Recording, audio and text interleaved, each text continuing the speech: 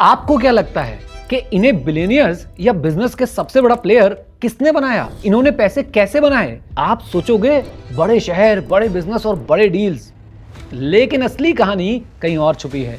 भारत के 60% रोजमर्रा के प्रोडक्ट्स जैसे आपका चाय या फिर बिस्किट्स और साबुन मेट्रो सिटीज में नहीं बल्कि पटना, जबलपुर, भोपाल या झांसी जैसे शहरों में बिकते हैं। हर साल पार्ले जी लगभग 400 करोड़ पैकेट्स बेचते हैं, जिसमें से 55% गांव और छोटे शहरों को जाता है। इन्हीं छोटे शहरों के 50 करोड़ मोबाइल यूजर्स आज टेलीकॉम कंपनीज के लिए बड़ा मार्केट है, जिसकी वजह से 40% से ज्यादा ऑनलाइन ऑर्डर्स गांवों से आते हैं। यानी इंडिया के बिलियनियर्स के एम्पायर की नींव बड़ी बिल्डिंग्स में नहीं बल्कि गांव की छोटी दुकानों और गलियों में है। लेकिन ये पॉसिबल आखिर कैसे हुआ? Welcome to Rubinomics by Groww. एक समय पर पेप्सिको ने देखा कि 4 बच्चे मिलकर एक 10 रुपए के लेज के पैकेट को शेयर कर रहे हैं और तभी लॉन्च हुआ 5 रुपए का ये पैकेट और यही इनका बेस्ट सेलर बन गया। और इसी ट्रेंड ने कुरकुरे को भी मजबूर किया कि वो मसाला मंच और चटनी चटका जैसे लोकल टेस्ट स्नैक्स बनाए। साबुन और डिटर्जेंट की कहानी इसी ट्रेंड को फॉलो करती है। पहले गांव की फैमिलीज एक बड़ा पैकेट खरीदने से कतराते थे, तब निरमा ने अपने सभी प्रोडक्ट्स 5 से 10 रुपए के सैशे में लॉन्च किए। HUL ने भी यही स्ट्रेटेजी फॉलो की और आज इनके प्रॉफिट्स का एक बड़ा हिस्सा इन्हीं छोटे छोटे सैशे से आता है। आपको पता है देश के बाहर इनके बड़े पैकेट्स बिकते हैं, लेकिन भारत में इनके छोटे सैशेज ही ज्यादा पॉपुलर हैं। निरमा ने तो और भी सिंपल फॉर्मूला अपनाया, एक कैची गाना और गांव के नुक्कड़ कैंपेन्स। आपने सुना ही होगा ना, वॉशिंग पाउडर निरमा हर गली हर चौराहे पर बजता था और इस तरह धीरे धीरे निरमा ने प्रीमियम ब्रांड्स को भी पीछे छोड़ दिया। हर साल हम भारत में 120 करोड़ किलो चाय पी जाते हैं, मतलब 60,000 करोड़ कप, और इसका मार्केट साइज लगभग 50,000 करोड़ का है। और चाय के साथ अगर बिस्कुट ना हो तो यार मजा थोड़ा सा अधूरा रहता है।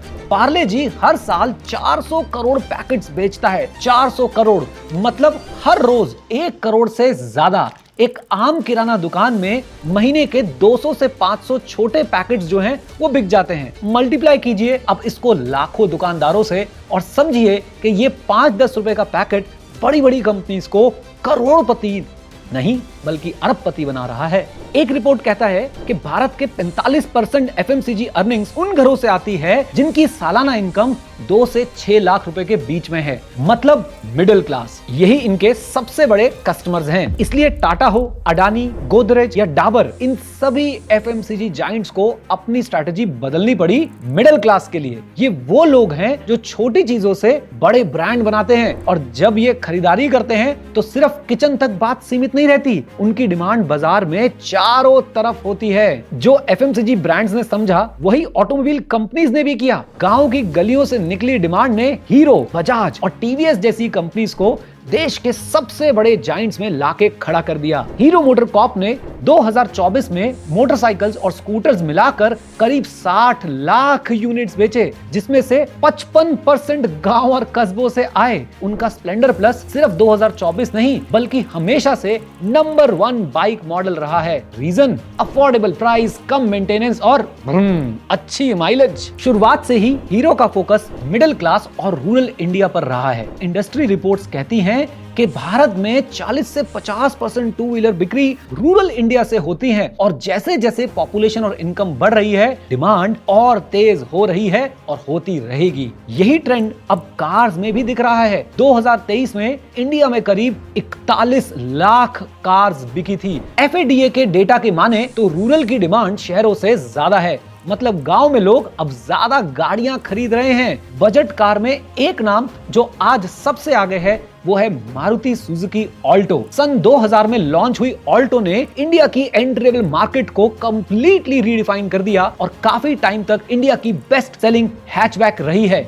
ऑल्टो की 60 से 65% सेल्स छोटे शहरों से आती है। इसका फॉर्मूला भी वही है, affordable price, compact size, high mileage, low maintenance. Exactly middle class और स्मॉल टाउन इंडिया की जरूरत। टेलीकॉम भी ऐसा सेक्टर है जहां भारत का मिडिल क्लास किंग मेकर बन गया। आज भारत के छोटे शहरों में करीब 53 करोड़ मोबाइल यूजर्स हैं, भारत में अब 95% गांव में 4G 5G कनेक्टिविटी जो है आ चुकी है। स्मार्टफोन का यूज भी रिकॉर्ड स्पीड से बढ़ रहा है और एनालिस्ट कहते हैं कि अगले कुछ सालों में टेलीकॉम सेक्टर की 74% ग्रोथ सिर्फ गांव और टियर 2 या टियर 3 शहरों से आएगी। और इस ग्रोथ के पीछे क्या है? इन्हीं जगहों से हुए छोटे छोटे रिचार्ज और डेटा पैक। ये छोटे छोटे खर्चे मिलाकर जियो और एयरटेल जैसे जायंट्स के प्रॉफिट को लाखों करोड़ों तक ले जा रहे हैं। और ये सिर्फ कॉल और इंटरनेट की बात नहीं है। आज ऑनलाइन पेमेंट और यूट्यूब गांव और छोटे शहरों में एकदम आम बात बन चुकी है।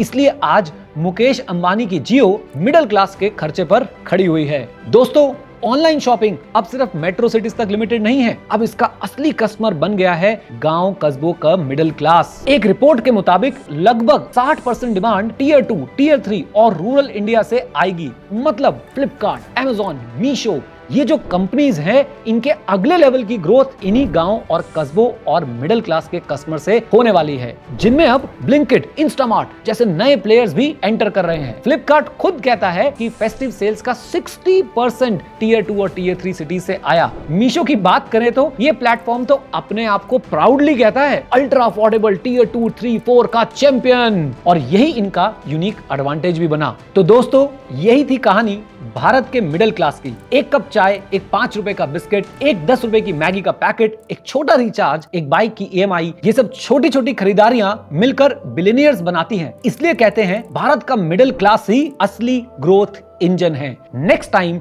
जब आप एक कप चाय पिएंगे या अपने साथ कोई छोटा सा बिस्किट का पैकेट रखेंगे, याद रखिए आप सिर्फ अपनी जरूरत पूरी नहीं कर रहे, बल्कि एक बिलियनियर का एम्पायर भी खड़ा कर रहे हैं। छोटे खर्चे, बड़े सपने, यही है भारत की असली कहानी।